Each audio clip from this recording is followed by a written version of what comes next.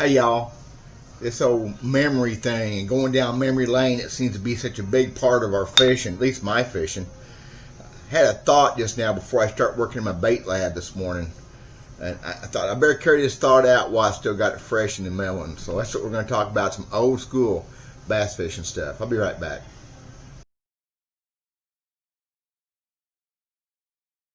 This is pretty simple stuff, really.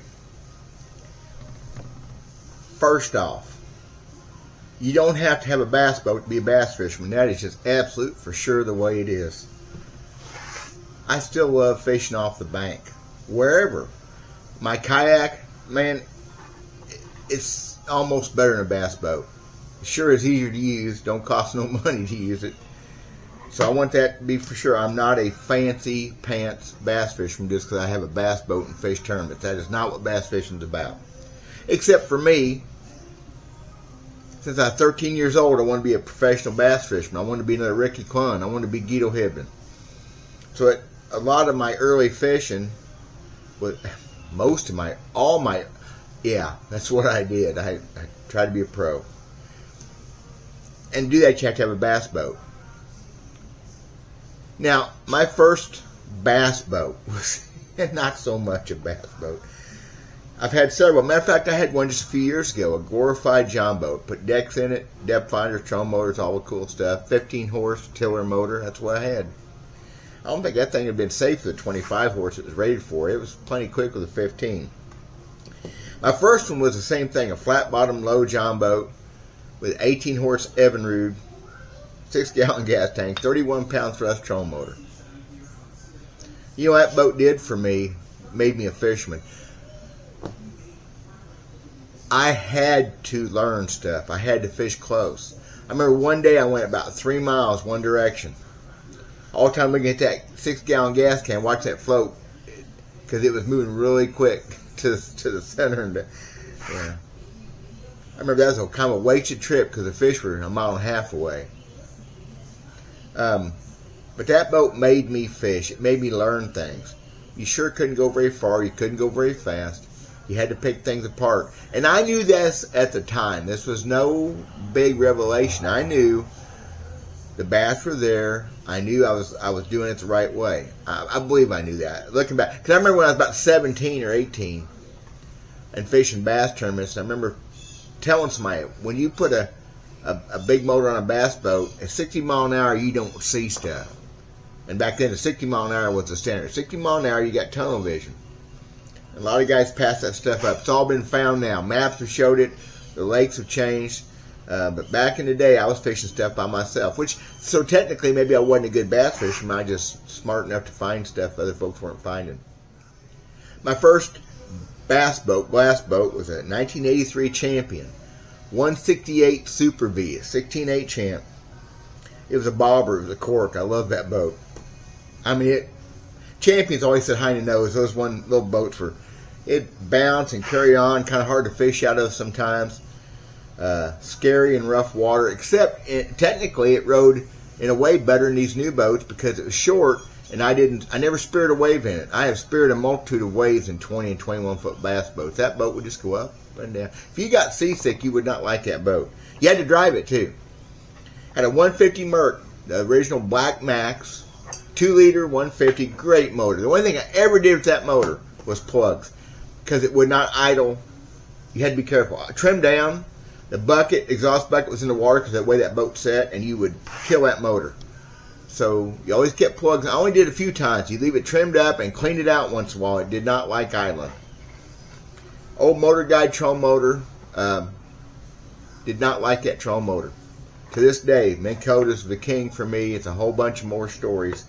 Noisy motor, noisy bracket. I come home one day, and it had been raining, and I didn't have a cover on the boat. And I was coming home with that trolling motor prop was sitting there just spinning. I knew I was in for trouble. Had to replace a circuit board or whatever. And on the way to a Redman tournament, 1993 at Grand Lake, Oklahoma, with my wife. Stopped at Bass Pro Shop at Springfield, bought a brand new hand control Minn Kota trolling motor, 74 pounds or 70 pounds thrust in, I guess. Minn Kota hand control. Got to Grand Lake, got to the no-tell motel that night, and spent a couple hours swapping troll motors out. I had all the tools, had everything ready, and never looked back. That old boat. Man. Front and rear live wells. There was no room for live wells in that boat. That front live well was real shallow, hard on them fish. I was fishing a tournament on Truman one day, had a good limit, had 16, 17 pounds.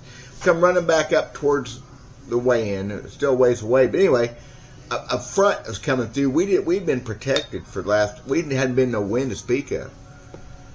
And I made this corner. It's a sharp 90-degree left-hand turn, and I saw just before I got there, oops, and the waves were probably just 2.5 foot tall, but about 8 foot between them. Big old rollers. I made that corner about 45, 50 mile an hour, and boy, we went for a ride for just a little bit till I got it all straightened back out. And both the big bass we had in the front live well ended up on the floor with us. They washed right out of that front live well. How's that? That's just cool. Not for the fish so much. Those old champions, being short like that, they had short rear decks. Now, the 83 was the first year they made a longer back deck. First year they put flush lids. Before that, the lids were raised. They sat on top. So you had fiberglass in between. It was, some of y'all remember that. Still a short deck.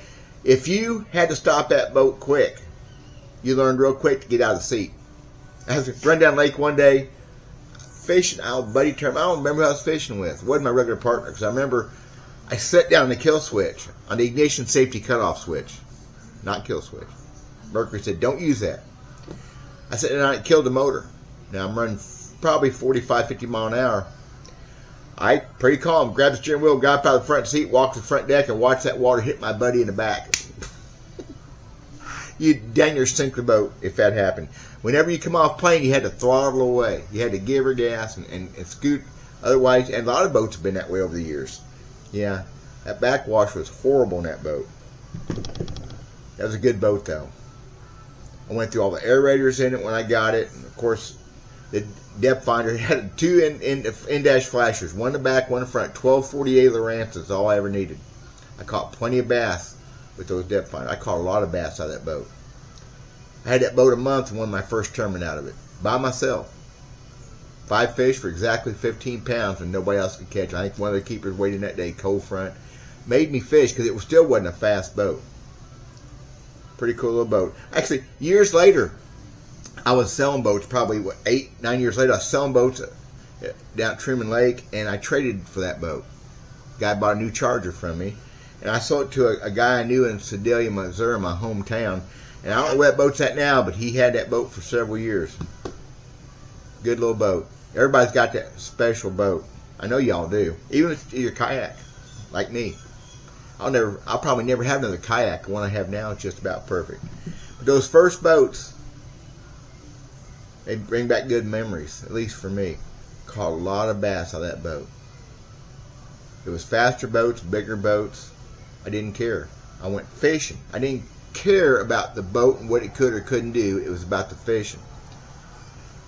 I think maybe I lost a little bit of that later on when I had the 20 and 21 footers with 225s. Never had 250. But I think to this day, I always know there's always fish close by. And every time you fire up a big motor, you're leaving something behind. That's kind of a theory I've had for years. I'm pretty sure it's a good theory. Unfortunately, I've tried too hard to prove that theory true because I'm not very good at it. But anyway, I just think before I start working for the day, got some baits to ship, got baits to make, got all kinds of pretty stuff to get rid of today. Just thinking about that old bass boat and good memories. I mean, I hope y'all got something just like that. Yeah. I'd like to have some of those days back sometimes. They were simpler times. I thought I had money issues then. God bless you guys. Thanks for watching. Peace out.